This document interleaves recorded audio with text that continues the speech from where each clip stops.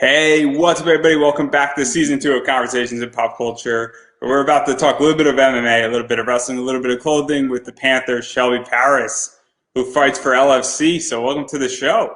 Oh, thank you. I'm proud to be on it. Yeah, I'm very excited because obviously I like LFC. I got my LFC shirt on. Oh, you Round too. one by Tommy Bell. For those who are interested, it's available to purchase on lingeriefightingchampionship.com or LFC.com. Go buy the merch. Everybody, go buy the merch. But anyway, there's a lot going on with you with LFC and wrestling, and I am curious how you got into MMA and wrestling and this entire promotion and all that stuff. I mean, I've always been interested in MMA, even when I was little, because all the chicks are, in shape and they're hot. So why not? Um, but I also like it because it's very empowering, I guess you could say. So it's just I like it. I don't know why. I love doing it. It's a And, passion. and, and so obviously you're a fan of it. So how did you even get involved? Because the MMA wrestling, which is LFC, is a very different style than something like the WWE or AEW. It's got more of a fighting, it's got more of a kickboxing feel to it. So how did you get involved in that entire section of wrestling? It's very similar to session wrestling, which has become bigger. Jen Thomas with Session Girls. And so how did that all come about? Because it is a very interesting segment, and also custom wrestling has gotten a lot bigger in recent years.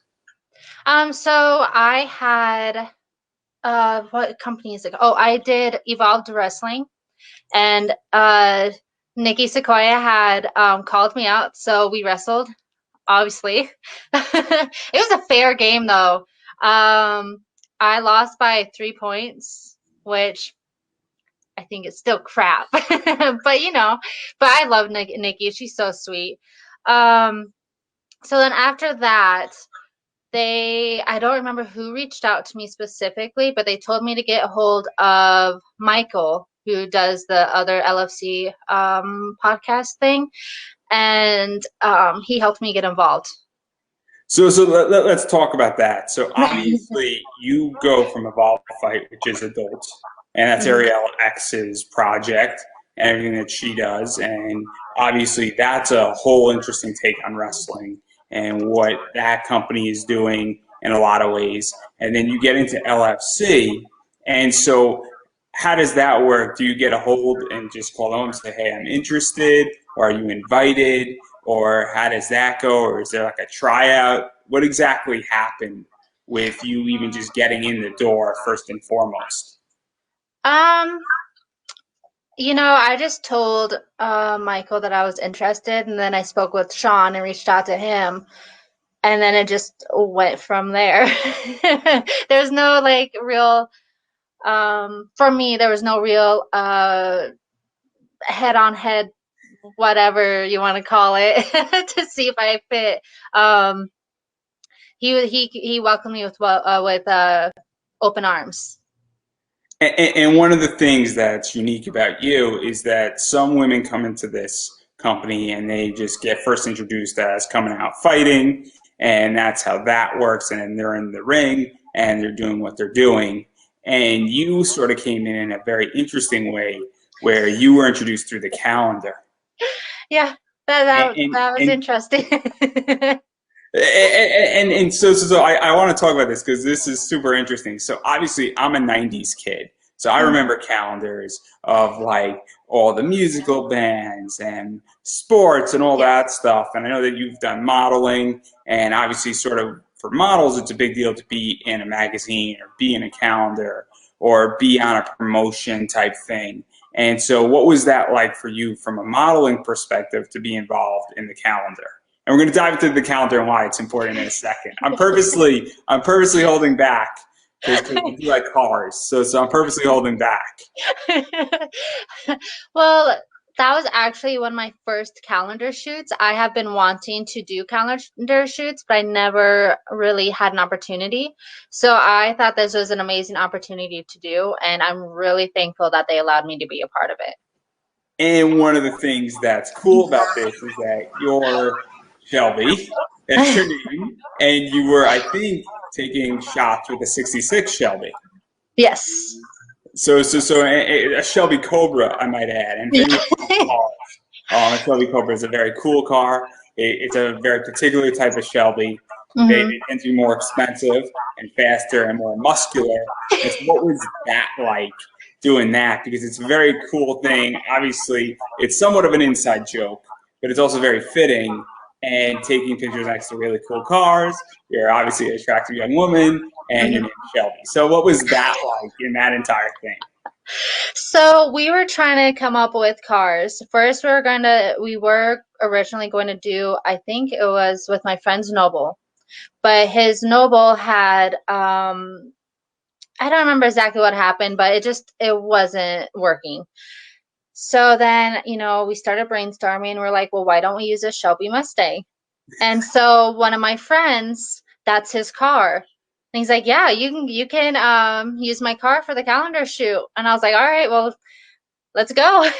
So he at least got to see some of the behind the scene action. So that was fun. That was a lot of fun. I'm really thankful that he allowed us to use his car. Thanks, Shiny Bound. And to even go further into this, because at this point you didn't have a fight yet. You Mm-mm. were sort of, I don't even know if you were on the website at this point. I don't think Being, I was. Oh, and I don't know. That's a very good question. this is why I'm curious. So obviously you're being introduced into the entire LFC Yeah. universe, I guess is how I'm going to dub it. And this is your first introduction. Obviously, you're Shelby.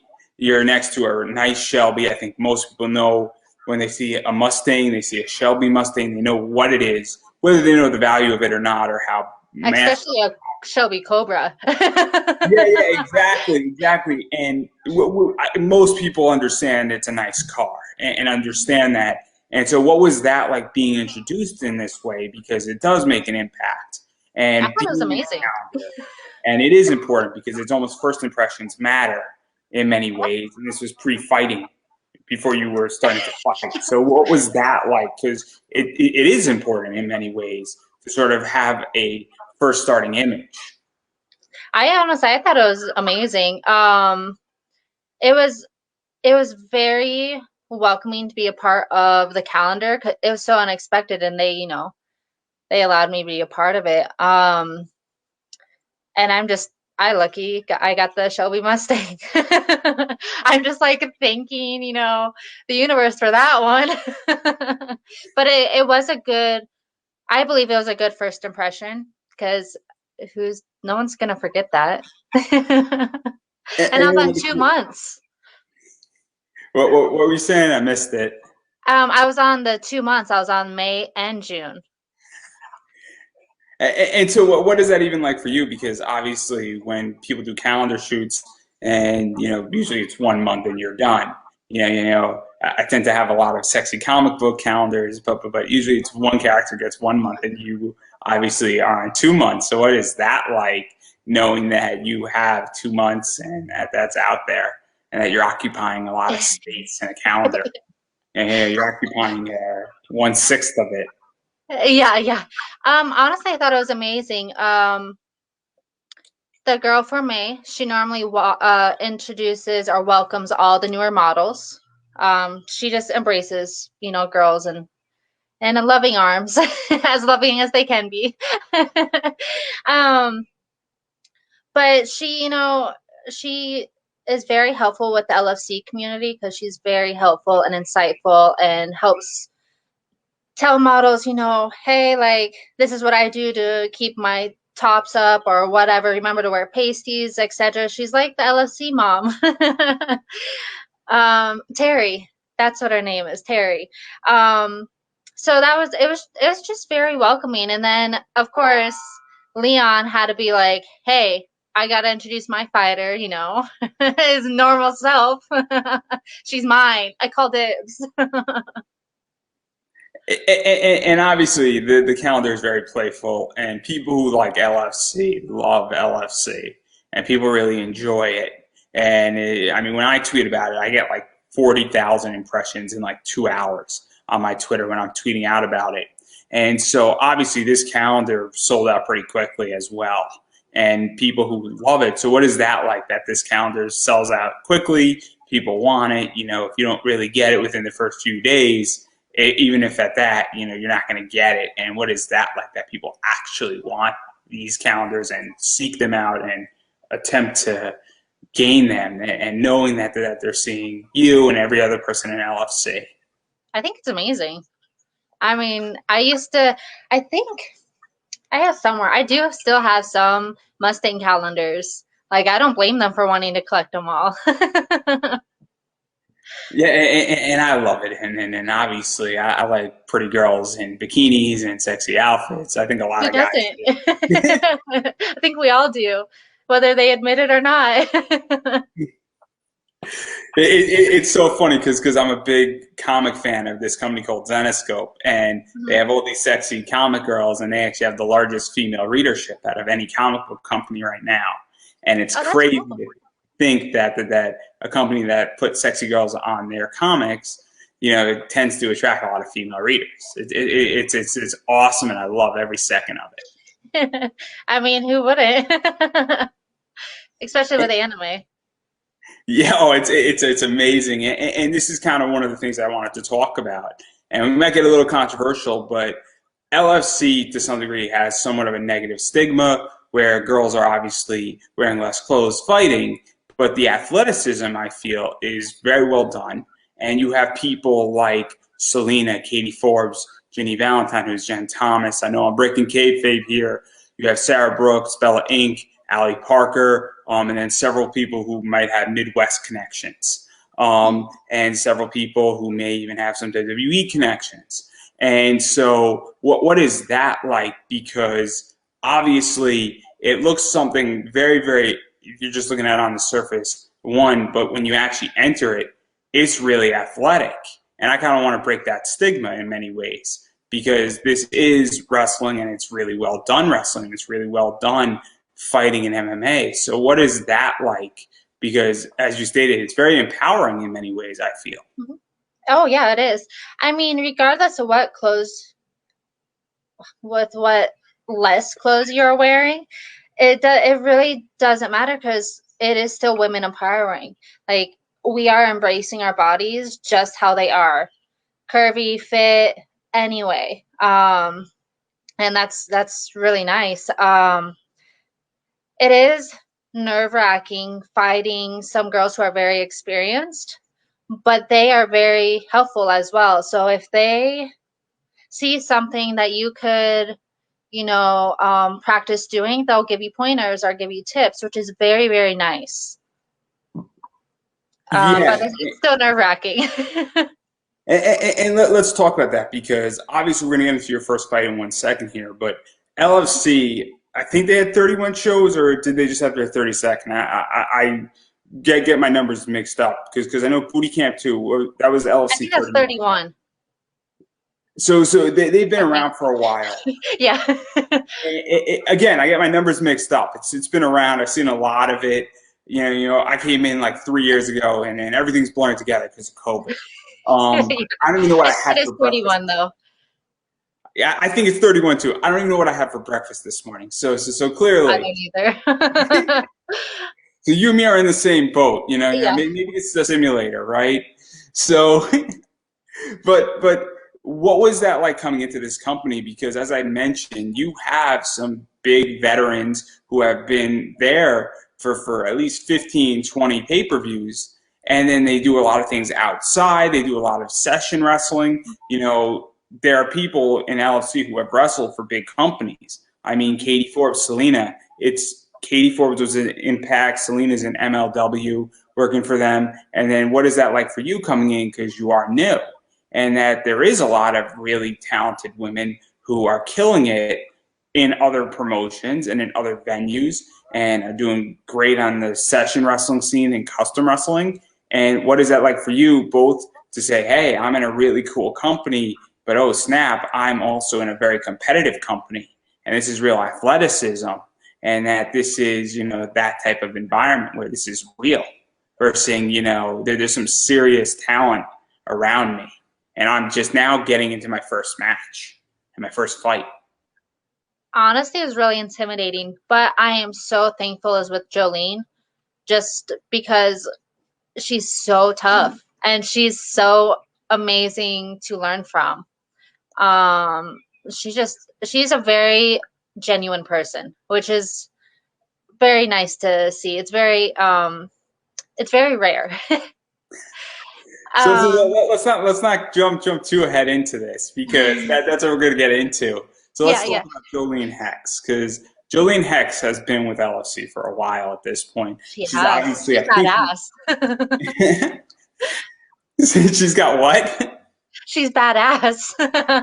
She's scary. She could be very scary from my Oh understanding. yeah, she I'm is. sure I'm sure she could take me, and I'm like 5'11" and like She could.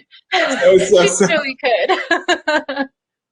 Yeah, I mean, maybe I wouldn't put up a fight because that's a different discussion completely right there. But but my mom, I would just crawl in the fetal position and suck my thumb, and then hopefully it'll be over quickly. But anyway, she's the European champ, Mhm. and obviously she is a veteran. She wants somebody else's title, clearly. And what was that like?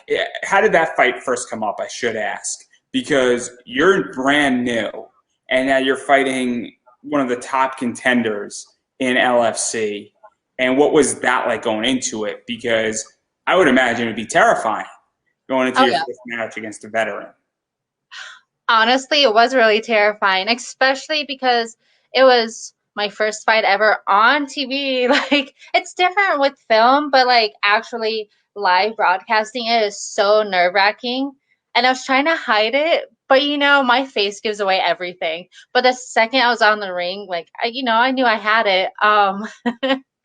But she's a tough contender and she's I don't know, it was great working with her, but man, she's a tough cookie.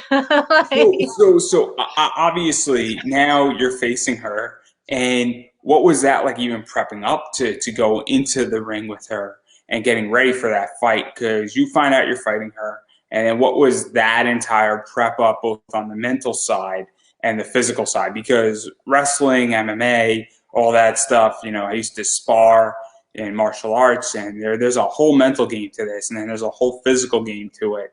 And what was that like, even just prepping up for it? Because also you're live on pay per view, you're live on TV. A lot of people are watching. I don't know the exact numbers of who's watching LFC, but I know that I was tweeting out a lot about it, and a lot of other people were too. So a good amount of people must have been watching. So obviously, what was that like on that? um, it's a lot of excitement and nervousness all in one. I'm honestly surprised why they paired her with another rookie, but at the same time, I'm so glad they did. But I can understand why she's upset about it. I mean, you saw that in the fight. But man, I mean, before the fight, there was like I practiced it with Coach Leon, and it's still nerve wracking. Even though you got the moves practice, like we practiced some cool moves, like Leon and I did, but it's still like whew, nerving, nerve wracking, like so nerve wracking. Because like the excitement and nerves mixed together, it's not a good combo. But at the same time, it's always good to be nervous. Yeah, You it's the know, adrenaline. It gets going. You're like, yeah, I got this. So before, when I was sparring and I was doing a little bit of competitions, I would always be nervous. And even now when I public speak and I present at anime and comic cons, every time I'm in front of like 200, 250 people, I'm like terrified. But it keeps you on your toes. And also, I would imagine that after the fight, and we're going to talk about the fight in a second because I love this fight. But I would imagine after the fight, you must have felt so good though, because it's like, oh man, now I did it, and now Yep. all these nerves were great, and I was there. So what was that like? We're getting to the fight because I'm curious. um, I mean, the second I was onto the stage, I was fine. And And afterward, I was fine too, but it's still like, you're like, oh, it's done, but oh man, did I, you start overthinking. You're like, did I get, did I do anything wrong? Like, what did I do? But I mean, it's all fun. I loved it. I have no complaints. I have no negative anything. It was so much fun. And then I enjoyed the fight. I think most people did. Obviously, the fight was later on in the night, which was cool too. Obviously, I love the entire card as a Waiting person. was horrible. Yeah, yeah. What is that like? Because I was speaking to another wrestler and I don't know if you're familiar with ECWA Super 8 tournament. But it's a tournament where there's a first round and then the second round and then the finals. And when you are in and he also did Kings of New York, which is a similar tournament, and he was said, oh, waiting between matches was horrific because you wrestle and then you get all upset and then you cool down and you got to reheat up again. And I would imagine that while technically, you sort of have to warm up and then you warm up too soon and all that stuff, like just the mental side of things. And then also it's kind of like, okay, where am I at in the card? How is this going to play out? Where's the crowd going to be? And all that stuff. Am I the cooler match? Am I the hot match? Because I think you were sort of the co-main event, or you were the Yeah, match right before Kate Corbin. I was right before the main. And so that's an interesting spot to be in too, especially as a rookie and It new, because does. that's probably a very interesting experience for you because Oh yeah. it's tough. It's a tough position to be in. I mean, waiting in that back, I was so nervous. Like one of the girls was like, she was like, "You can tell you're so nervous." I'm like, "Well, yeah, it's against Jolene." But they were so encouraging back there, and it was fun. It was nice being back there because I got to meet a lot of the girls. But man, you cannot hide those nerves, and at least you can tell that the other girls are nervous too, which was so relieving to see. Like, because normally people that have been in it for a while, you're like, oh no, they can't be nervous. No, everyone gets nervous. It's just how it is. So yeah, I could see that. I could see that. And also, LFC is interesting where they're running almost quarterly now Yep. versus doing things monthly. And then they also took a hiatus, and LFC 30 and LFC 31 were almost like a year apart from my understanding. And so it's kind of crazy because I think LFC 30 was during Mania week last year. And then Or it was during the Sturgis Bike Rally? um maybe that was like the last one, but that was a while ago. Yeah, that was in August. I only know because I'm from the area of Sturgis, and it's right during my birthday all the time. So imagine having your birthday during the Sturgis Bike Rally. It sucked because you can't do anything, especially when you're not 18. You can't like go to any concerts. You can't do anything. So it sucked. But the younger me got a little tainted because I saw a lot of ass and titties at a very young age, thanks to the rally. It's just one of those things. All right, it happened. I got ruined when I was 7 watching Toonami on Saturday mornings, Outlaw Star. That show was not meant for a 7-year-old. Um, No. and I've been corrupt ever since. So and I turned out fine. I'm doing all right in life. If anything, I'm probably doing better than most people, but that's not the point here. So Yeah. we can talk about us being completely corrupted in a minute here, but let's talk about this fight because now let's get into the fight between you and Jolene because I thought that first round was very, very even in a lot of ways, Oh, where it was. you two were sort of punching, filling each other out, and then you sort of rushed her and put her into the corner, and then she rushed you back. And so what was that like? Because here we have an even fight, and that sort of happened.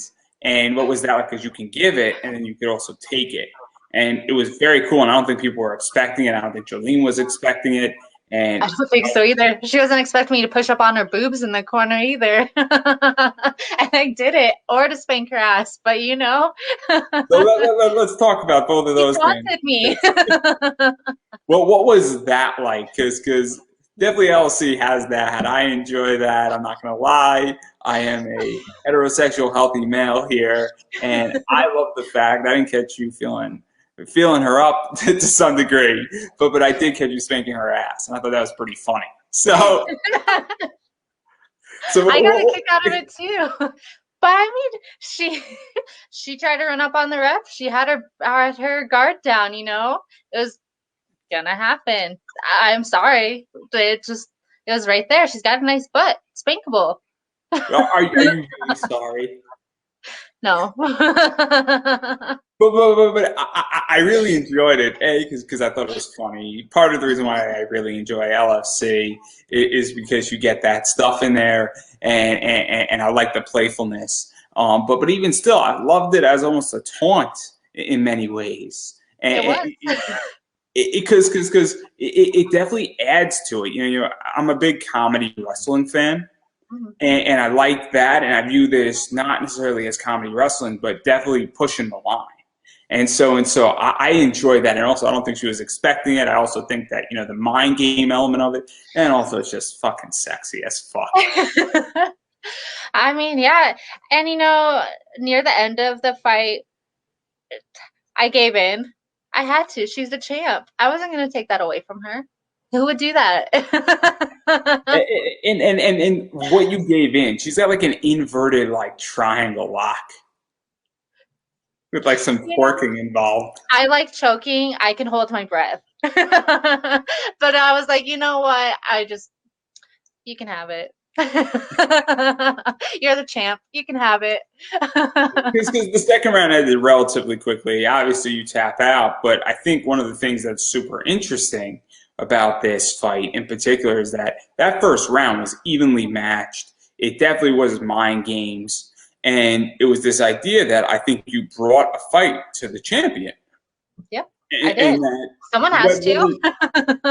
Yeah, whether you won or you didn't win, I think that you brought a fight to the champion that nobody was expecting. I mean, I'm the first one to say, well, okay, we have the veteran and we have a rookie. You know, I didn't think it was going to be a squash, but I didn't expect it to be a bull rush fight in that first round. Mm-hmm. And I don't think I'm stating anything that, you know, is out of bounds here per se. And I'm like, oh, snap, this is an even first round. Like, where did this come out of? This is somebody's first fight. You don't expect it. They're not going up against another rookie. They're going up against somebody, and it's kind of that situation. Like, oh, snap. Like, is this going to go for 3 rounds? I have to go to work tomorrow. You know, I have some MMA background, not as much as she does. I think I've only have like a year under my belt, so I'm still very, very inexperienced. But I can hold my own. I'm feisty. That's why I'm known as the Panther. Like, I let the claws out. And even to go further, because I think that moving forward, people are actually going to have to say, oh, snap. Like, you're not a pushover. No. You're not, you know, to be looked over. You're not, you know, oh, this is a rookie. You're a legitimate competitor, and that you can go. And that if I'm LFC and I'm the Prez and all that stuff, I mean, they have to figure out saying, okay, who are we gonna put you against? And whoever your opponent is, they have to fully understand that you can go. And that, you know, if you're unleashed and you could hold your own against Jolene, you know, if you're going up against a Cross or Jenny, you know, Valentine, or you're going up against Shea Manzani and there's a few others. I'm out of ideas here. Ali Parker, Katie Forbes is a good one. I like saying Katie Forbes' name. I love Katie Forbes. That's like that. She's got a nice ass. I'm not gonna lie. I would love to interview Katie Forbes. So if anyone wants to make that happen for me, I would greatly appreciate it because it would be such a good interview. Talking about her career in India. Oh, that'd be phenomenal. But I digress right here. Also, her twerking on my show would be phenomenal. Also, that's a different discussion. I'll make an NFT out of that, and I'll retire afterwards. But anyhow, Oh, are I'll you make into an crypto NFT. too? What? Are you into crypto too? I have a little Ethereum, Um, I actually sold my Bitcoin to buy a Lego set, but that's a whole different discussion. I I am a brand ambassador for a crypto company. When you said NFTs, that's why I was like, what?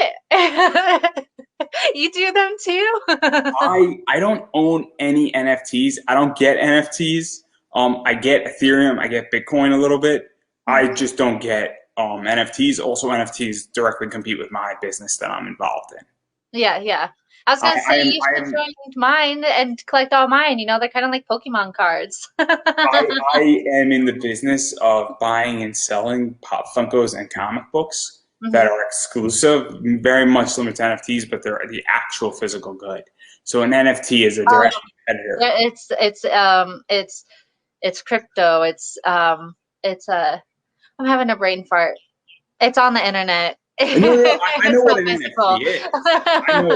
I know exactly what an NFT is. It's the exact same thing what I'm doing. It's just not the physical good Yeah, yeah, yeah, of yeah. what I'm I get doing. what you're saying.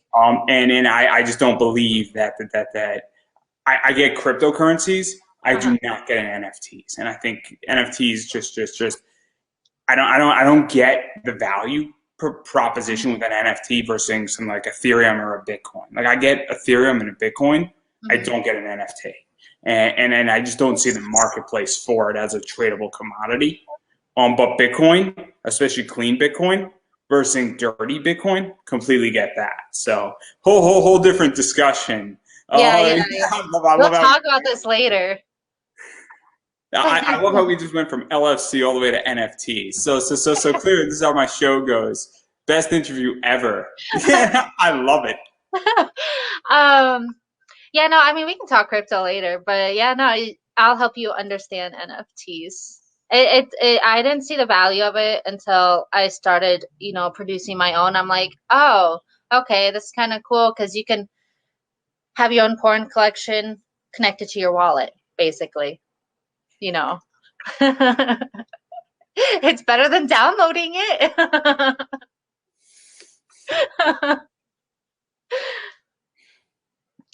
This is so bad. This is so bad for so many reasons. I'm totally gonna get demonetized now on YouTube for this, but it's so bad. You get it back to LFT. Then we can talk about NFTs. I promise.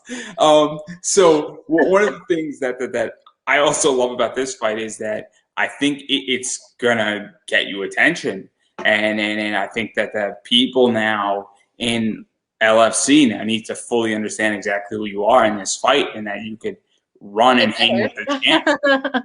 And it's going to be so interesting when your next fight is and who you're going to fight, because obviously if you could go with Jolene and you could hold her in a pretty even round, Mhm. then I'm curious what you're going to do against a variety of other people who have different styles and have more of a brawling style than more of Krav Maga, or have more of a grappling style than you know brawling. And I just think that people's eyes have to be on you, and even the LC board and the Prez have to be on you on who you're booking with. So what is that like, knowing that you sort of showed what you can do in a lot of ways, and that your next fight's going to be very interesting because of that.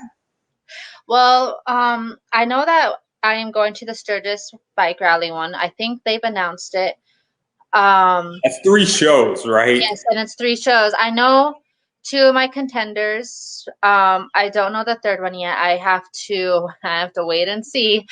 Um, but that's gonna be exciting. I am not as versed in wrestling or jiu-jitsu. So that's gonna be interesting. But I've been practicing. I have a trainer for the jiu-jitsu part because that's tough. I give credit to all those jiu-jitsu people. Like that's a lot of groundwork and leg power. You're like, oh God, I didn't know I had that muscle in me. Yeah, I know very little grappling. I know how to armbar, shoulder lock, and ankle lock, and that's as far as I go on the I know ground. leg lock, but that's it. Like a leg ankle lock. And I know how to armbar somebody really efficiently, and I know how to sweep people, and I love Yeah, sweeping people. Sweeping people's fun. If you because they know how don't to expect it. if you know how to sweep somebody, put an armbar on somebody in like 5 seconds. Oh, that's Yep, fun. yep, That's it fun. is. Learning how to break people's arms is fun. But this is such a so you're talking about Sturgis. So obviously that is your home territory. Sturgis is a crazy place that I think is in South Dakota, from my Yes. understanding. Yep. Obviously Sturgis is sort of around Mount Rushmore. I think It's 30 minutes away. it's pretty So close. I'm from Spearfish, South Dakota, which is 10 minutes away from Sturgis. So yeah, My my my it's close to my everything. My latest job, my first assignment was dealing with a legislative proposal from South Dakota. So that was my latest job. That was maybe like 2 years ago. That was my first legislative provision that I dealt with. So I know all about South Dakota. It's a fascinating place. And yeah, it has its moments. I mean, the Black Hills is the prettiest part.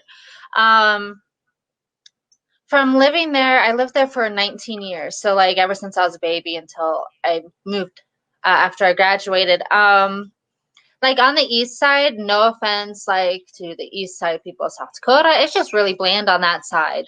Like the Black Hills is so beautiful. I absolutely, my heart is in the Black Hills. I absolutely love it there. So, and I've never been to South Dakota. You I should. lived, I lived in DC. I've lived in DC for 4.5 years. I've lived in New York for most of my life. Went to college in New York. Stayed mostly in Westchester. And then I'm now living in Connecticut. I just moved back about 5 months ago, and so obviously I haven't been out west. And I don't know if I ever will because I like being in the East Coast. I like being around New York City.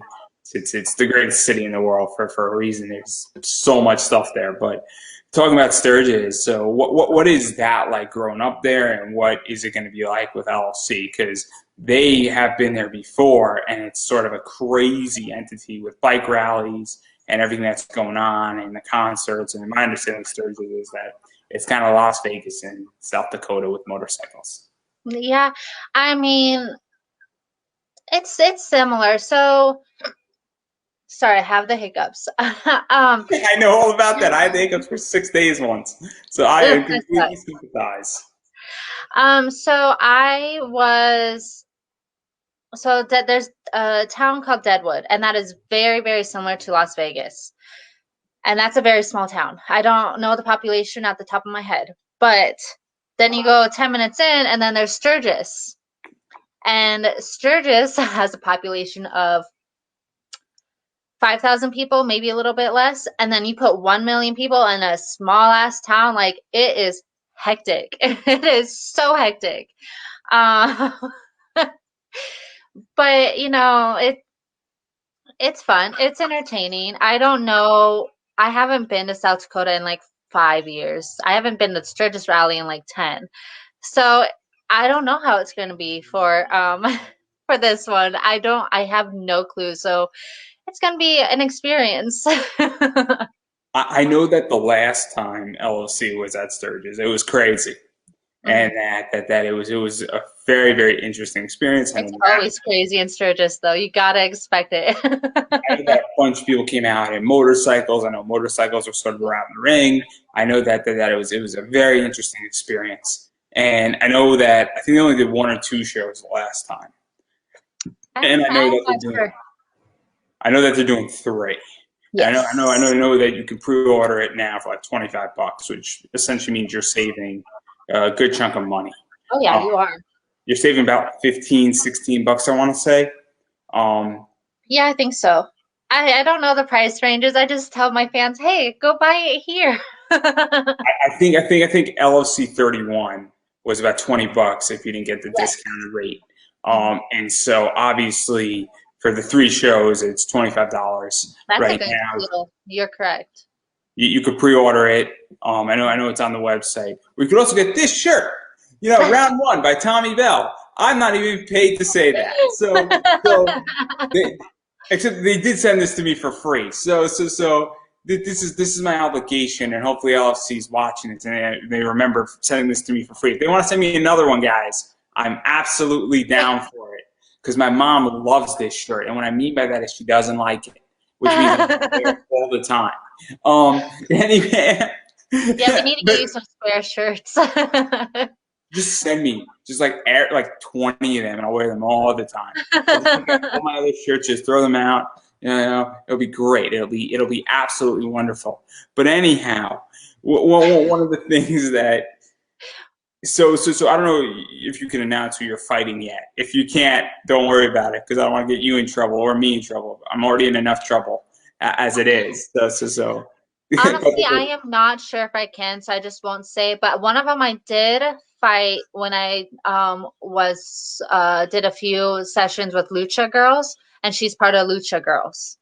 That's the only information I can really give, because I don't know if I can say who, because So what if they can't attend? I can't right, say. right, right, right, right. So I'm not going to push it. So I am curious to actually talk about session wrestling Mhm.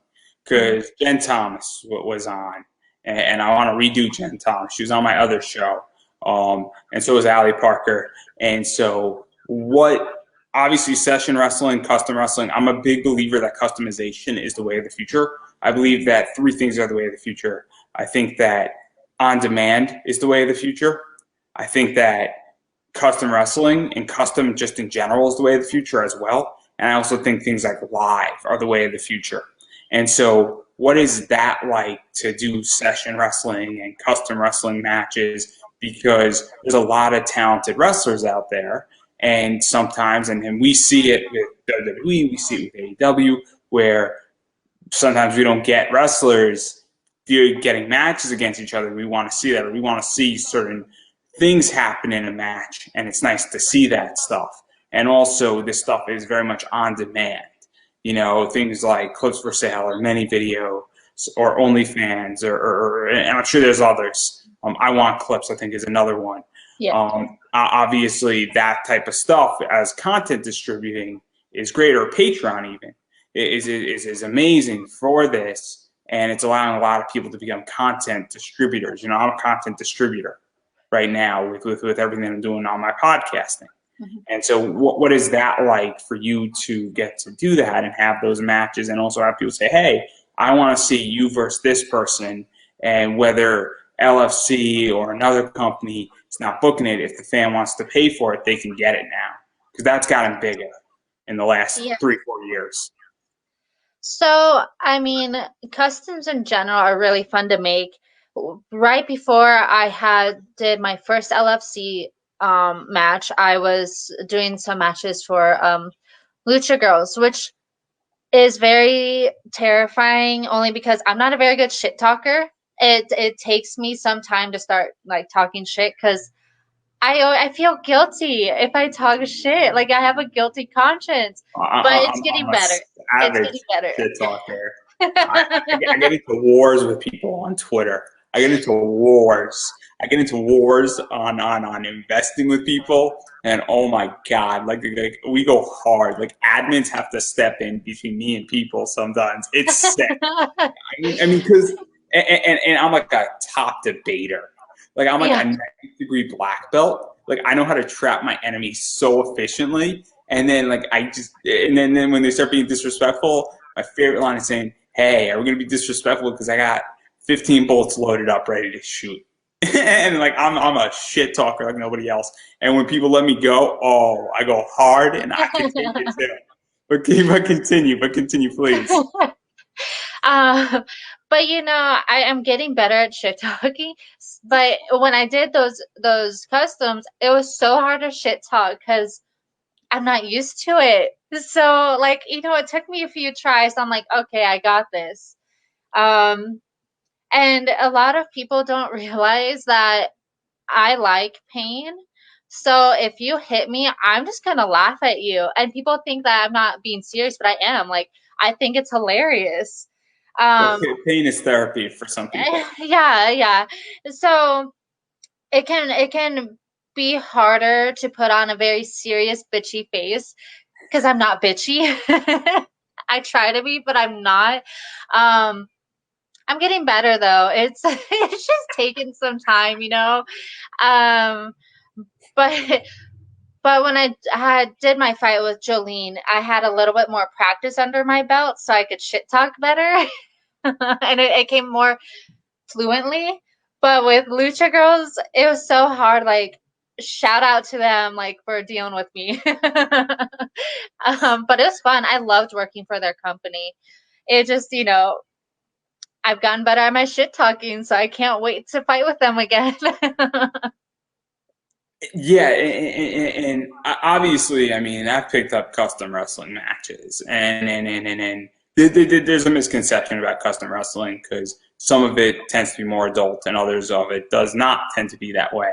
Some of it is legitly just you want to see a match, and there's nothing intrinsically wrong. It's just that it has a negative stigma because people don't understand that content distributing is just the way of the future. Things like clips for sale. I want clips, Patreon, OnlyFans, all that stuff is not pornographic or adult in nature. It can be. It doesn't have to be. And so obviously that's something that I do want to mention because it does have a stigma attached to it, and I think that stigma is completely wrong. And I think that there's been a very bad advertising campaign around that. Yeah, I mean, the adult industry itself is very stigmatized. But the best way I explain it to people, it is like taboo Hollywood. Like, you don't bash Hollywood performers for doing sex scenes or even fake sex scenes during like R-rated movies, but Hey, yet somehow, you don't bash that what was it like that person who played like a Disney character who sold like $1 million yeah, and fucked up OnlyFans? yep, Like what the fuck? yep, I didn't participate because I was just like this is not relevant to me, you know. But my entire thing is that like in that's what fucked up OnlyFans. Now it's hmm like there's limits on OnlyFans because it was horrific. It was fucked up OnlyFans. I'm on OnlyFans for a different reason, and then I moved actually out of OnlyFans because I was actually building an entire class on OnlyFans. Because I view it as a content distributor. I don't view it as a what it's primarily used for. Where that it's like Patreon to me. It's just easier and cheaper than Patreon in many ways. So that's how I view it. yeah. I mean, OnlyFans is OnlyFans. I mean, you can do whatever you want on it. It's just as someone who's also in the adult industry, I'm so used to being stigmatized where I'm like, I don't care at this point. Like it's just it So happens. I let just me ask wish it let would me ask stop. the question then, because the thing is that LFC attracts a variety of people. Hmm Everybody comes into LFC differently, so obviously it has a nice mixture of all those people.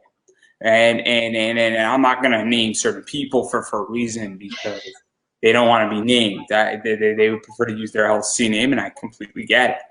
hmm But if you go deep digging enough in LFC and type in enough names, you're going to find out who's been in that company and who hasn't been, and that's completely fine.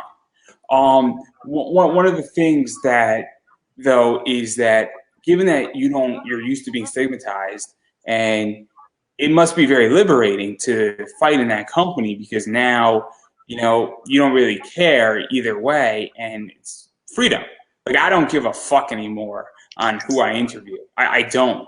In which that I dictate what my audience wants. If my audience gets offended by this interview, they can deal with it on their time, not mine. I chose Yes. purposely to reach out to you to interview you because I don't care, hmm because I'm choosing my audience and I get respect for that from a lot of people. I speak to people on the left, the right, and everybody in between. We actually talk about comic books, wrestling, pop culture, and I choose who I speak to. And if you get offended by that, that's your problem. It's not mine. So I would imagine for you, it must be very liberating to say, I don't give a fuck anymore because I'm used to it and I'm going to go do whatever I want to do. and you're probably making more money because of it, and you probably don't lose sleep over it. I mean, honestly, being in the adult industry, you learn to have thick skin. Um, and it's actually, no matter how much negative stuff there is portrayed with the industry, you can't really rely on media because media is always negative. Um, for me, it's been very helpful on finding myself.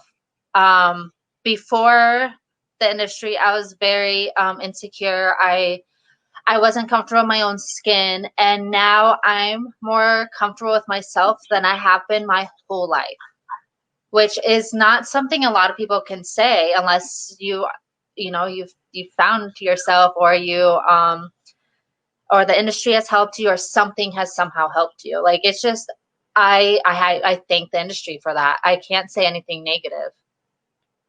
So I can't say I'm in the industry because I'm not. I have no desire You because just have an OnlyFans, that's all. hey, you know what is? I left it. I haven't touched it. It's all messed up because I'm actually Uh-huh. going a different route. That's actually going to be probably. Excuses. Yeah, yeah, totally excuses. You know, this body is just killing it.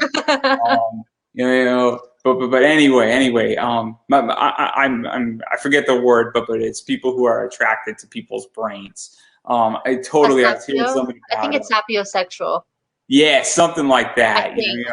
Don't I was, quote me. I could be wrong, but I think it's sapo. Sapio. it's Sorry. something like that. So I was listening to a podcast and we said, hey, somebody should go create a dating app for just people who are attracted to people's brains. And you need to have like a 4.5 GPA and like have like an IQ of like 150 to be on the dating app. So It's actually more common than you think, not be doing though. it.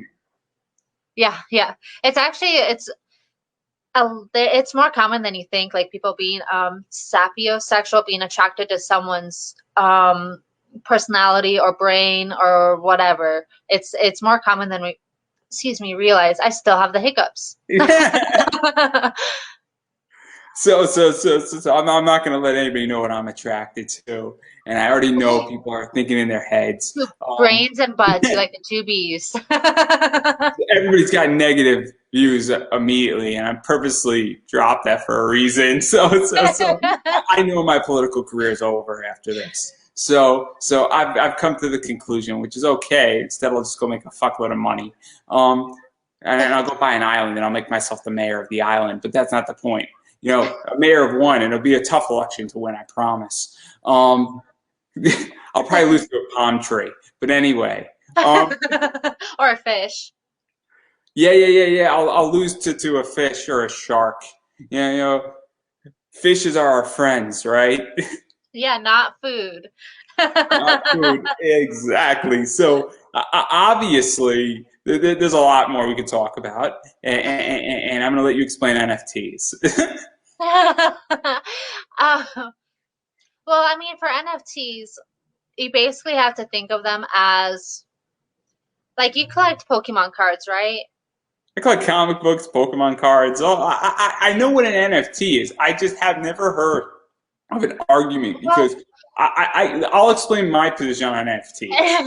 I don't understand the marketplace for an NFT. So I understand the idea of what an NFT is, where it's a digital limited commodity that has value because there's only 100 tokens produced of it. I get that component just as an example, and stop me if I'm wrong. And that essentially somebody creates it, they sell it, and then a position of it goes back to the artist. And then supposedly because there's limited numbers of them, they go up in value because of supply and demand, and that's how it is. It's almost like if 100 cards of Pokemon were created, those cards go up in value because there's only 100 of them. I get that. I don't get the marketplace on how to sell it. So that's where I get lost in the demand for it, because when everybody's producing an NFT, so WWE created the Undertaker NFTs just recently. And I'm saying to myself, what happens when they create John Cena's NFT? What happens when they create Triple H's NFT next month? And all of a sudden, they create, 150 superstars NFTs, and each of them has 500 NFTs. Now that's where I have an issue, versus a comic book that has only 250 copies produced. And that's the materials I deal with it on the physical goods side.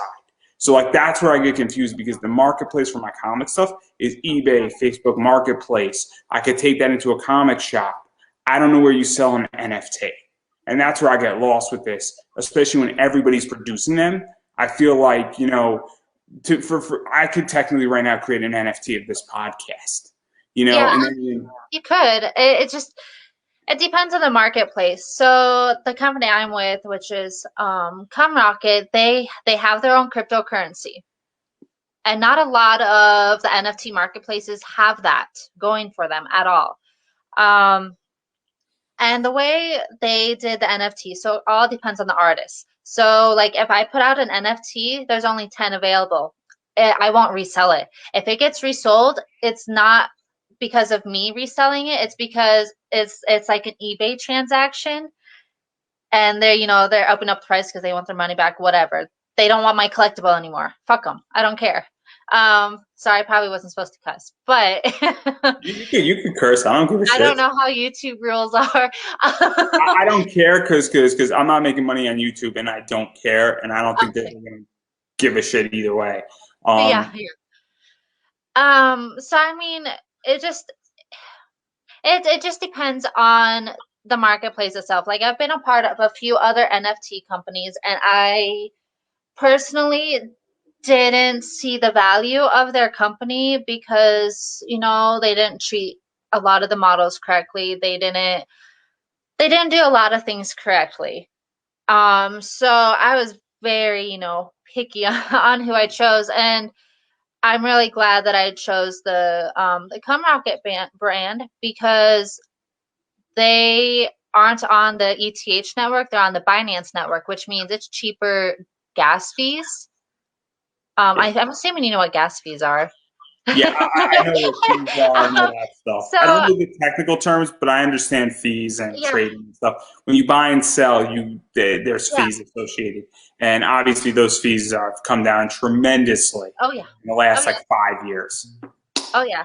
So, and that's another reason why I like it too, because they're one of the first marketplaces on the Binance chain, Binance Smart Chain, um, that have adult content. 'Cause they're actually creating something better than OnlyFans, but in crypto.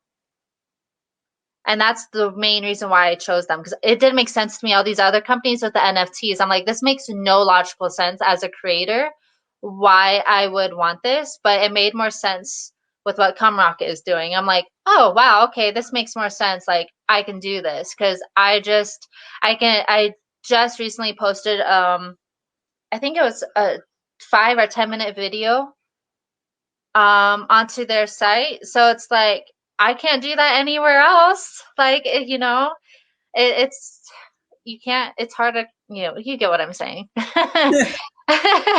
So, see, I'm on the opposite side of this. So I'm a big comic book guy, Yeah, and I yeah. have things like an Ultimate Fallout Hey, they 4. have anime on there too. So I'm a big I have an Ultimate Fallout 4, which is Miles Morales, and that book Uh-huh. is anywhere a $400 book to, depending on the grade on it, it could be like a $1,200 to $1,600 book once it's graded physically. And those things trade every day on eBay essentially, and you buy and sell it.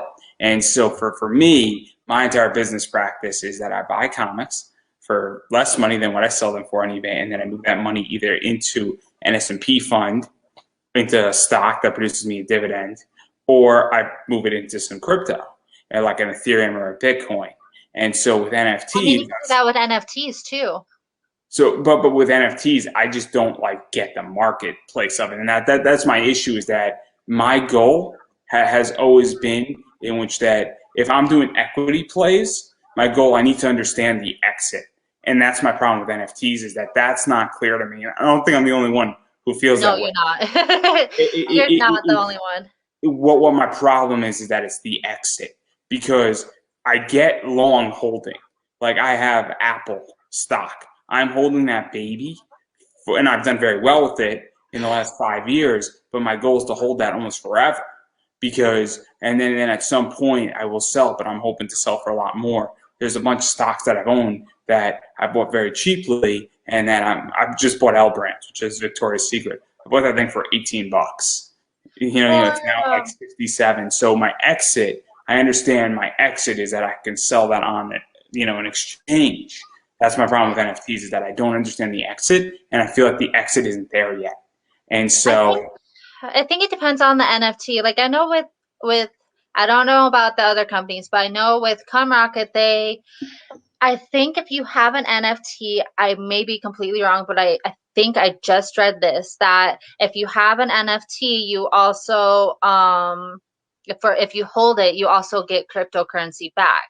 I know if you hold one of their tokens, the Cummies token, that you get 2.5% of every sell, which is actually really, really amazing. But for NFTs, I think you get a percentage as well. So even if you exit, you still have some coins. I'll look so, into it more for you and send it to you because I'm pretty sure I read that if you hold an NFT, you get I understand from NFTs value. that on the creation side. And what I understand is that if you create an NFT and then you sell it, you get a percentage. Well, But not as also, a creator. I think as a holder, you still get it too. I'll have to look it up, but I'm pretty sure if because you again, did. this entire thing is that I invest in things that I understand. And Yeah, so I've done very well in the stock market. I've done very well with my Ethereum. I've done well with my Bitcoin. I bought my Lego Sion with my Bitcoin. yeah. Best purchase I've ever made. That Lego set is beautiful. I mean, technically looking back, that Lego Sion, I haven't even built it yet, and it makes me happy. It's a beautiful $380 Lego set, and it's a beautiful Lego set. Worth every penny that I sold my Bitcoin for because it makes me happy. But one of my things is that I understand basic cryptocurrency like Ethereum, Bitcoin, Litecoin. I get those. I'm not like in love with them per se, but Yeah. I have small positions in that. With NFTs, I don't understand it, and so the fastest way for me to lose money is by backing something I don't understand, and so I typically avoid it, and my strategy is working. And so I'm not. I get cryptocurrency. I get decentralization. I think that to some degree, cryptocurrencies nothing's going to replace the dollar. I feel, No. but Um, certain things will affect it. Bitcoin and cryptocurrency is becoming the new gold. I mean, especially with what Elon had done. Did you get one of their altcoins, the fuck Elon, after he did the whole you can't buy a Tesla with Bitcoin anymore? I stay away from anything like Oh, dog. you don't do altcoins at all? I don't even touch that because Dogecoin. I don't. Dogecoin is whatever. I just don't think that those track records are very good. I think that No, but it's some altcoins because they're known, as pump and dumps. It's easy to pump them because then you can dump them. Kind of one of like the your things ex-girlfriends. one of the things that's going on right now is that John McAfee is actually being investigated for a pump and dump scheme. And Elon is very, very, very careful on what he says, and he also has a lot of money to fight battles. But Elon has taken a lot of losses. There was a reason why he wasn't the CEO and president of Tesla for 5 years. That was an FEC ruling because he mentioned something about 420 and securing funding, and obviously that affected the stock. And so Dogecoin, depending on what's going on and that SNL stuff, I don't know where the Federal Exchange Commission is going to come down on it, but clearly it's complicated, and so I stay away from a lot of people who are pushing things like that. Mark Cuban's pushing it, and I get very nervous when people are like that pushing. The coins that a lot of major people push, I stay away from because they are kind of persuading the market, and I don't agree with that. And so, it's just super interesting. I completely I understand crypto. I just Yeah, don't yeah. get NFTs. It's not my thing, and I we are so far away from LFC now. Yeah, I sent you on Twitter a link to their white paper that kind of explains it better. Because Oh I'm boy, white horrible paper. at explaining NFTs, but I can explain them to girls just fine. But it's harder in a technical aspect for me because I'm still learning. That's why I'm like, I'll just send you the white paper because I I, don't I know. get it. I get that NFTs are here to stay. Don't think that I Oh, don't. you're I good. fully understand that NFTs are here to stay. Yeah. Whether I buy an NFT or not, I probably am more Ethereum oriented. I'm more Bitcoin oriented, Yeah, yeah. Oh, yeah. and I just bet on ponies that I understand. That doesn't mean that Oh, no, that makes sense and completely. also my business model and it works. I mean, when my margins are very good on eBay right now, and Yeah, so yeah. the way I see it for everybody who's interested, and I have an entire podcast talking about all this stuff, and so I'm going to pump my own podcast. It's called the Comic Book Investment Market. I made a video this morning talking about it. I think I made a video this morning talking about it. Talking about comic book insurance of all things.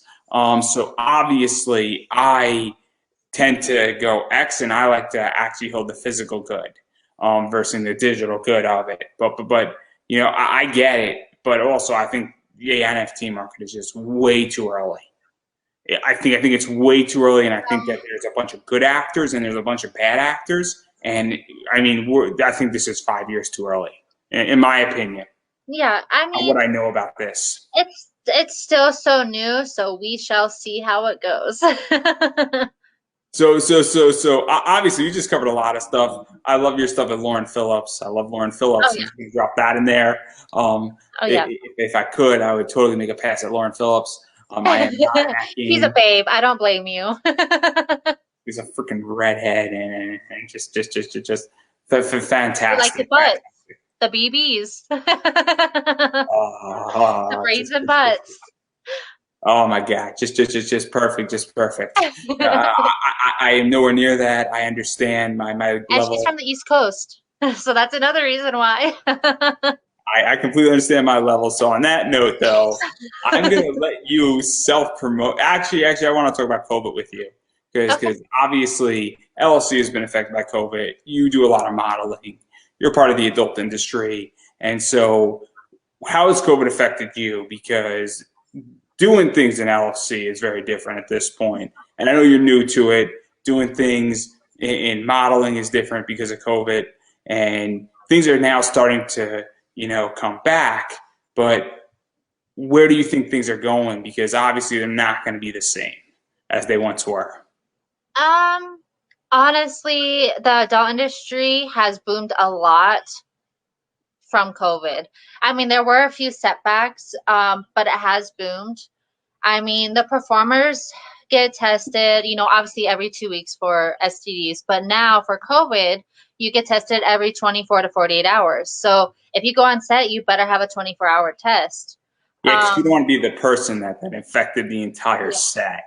yep. And I got COVID from being on set once. But it was kind of my own fault. I think I was on an amateur set, so it was my own fault for getting too excited and not checking the date on the COVID test. But also, I don't know, I don't know what people do outside after they get tested, because you have that 24-hour grace period. You're like, what were you home? What did you do? You never know. So I can't fault the person for the whole COVID situation, but I will tell you, catching COVID sucked. It sucked so badly. I couldn't work for 8 weeks because it was still in my system. It was horrible. Do not recommend it. And the body aches hurt so bad. They are worse than the flu. Like you literally feel like every single joint in your body is going to fall apart. You're like, oh my God, is this gonna stop?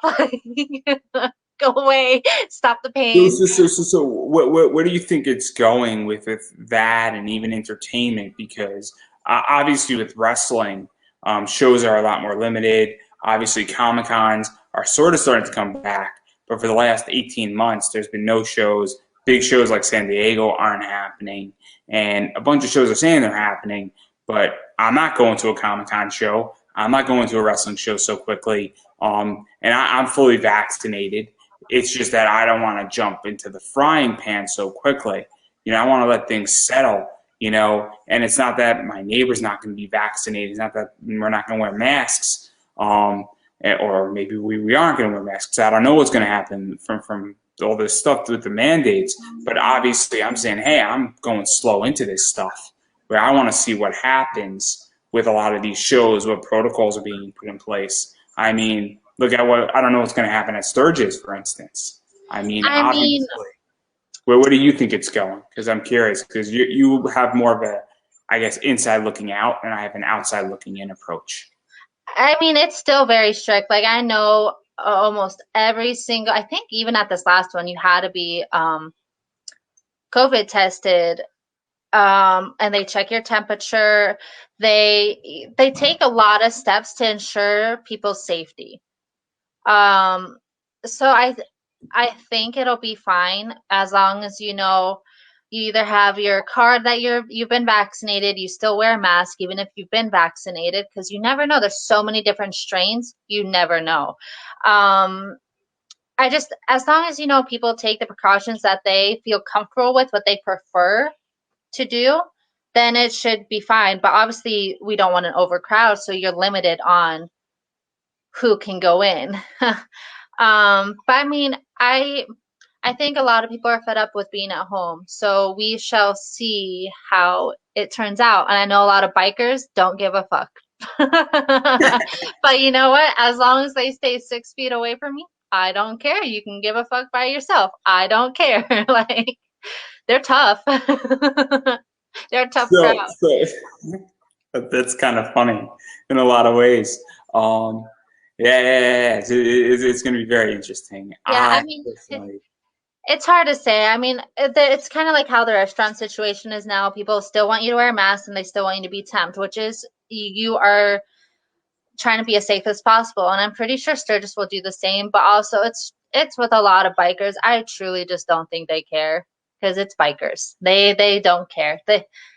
God bless them. That's all I could say. Like, they're just bikers. There's a few that are safe, there's a few that aren't. They want to party. It's a party week. That's just how it's gonna be. so As so long as the so girls are safe, I don't care. so on that note, obviously there's a lot of stuff going on with you. I know that you're in a lot of different industries between LLC, the adult industry, modeling, doing some other stuff, obviously NFT stuff. Um, and maybe we'll do a part two, and you'll try to convince me to buy some NFTs. It's a long road, and I think a lot of people are gonna have a hard time doing that for me. But I'll have anyway, one of my friends watch this and be like, "Give me some pointers. Help me influence him." so on that note, though, I do want to give you an opportunity to self promote yourself. So obviously, there's a lot of stuff going on. So where can people find you? Where can people support you? I don't know if you have a Patreon and OnlyFans, Good I for have an Sales. I know you got a ManyVid. OnlyFans. I did my homework. I do my homework. Who I know doesn't that. have an OnlyFans? So obviously, where can people find you on social media? So Twitter, Instagram, Facebook pages are big. Also, I know you have a ManyVids, and Yes. then a variety of other things as well, that I probably don't know that you have. But please tell us where people can find you. So I actually try to make it as easy as possible. So my Snapchat, Instagram, Twitter, and Facebook, I think any kind of social media that I have, if you look up real Shelby Paris, you'll find me. I try to make it as simple as possible. Um, and my OnlyFans, so I have two. So I have my free and my paid. So my free one is obviously onlyfans.com/Shelby Paris. But my paid one is onlyfans.com/real Shelby Paris. See, I make it easy.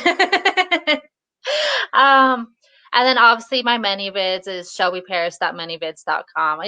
I make it as simple as possible. If you Google me, that's the easiest way to find me. Google's your best friend when finding me.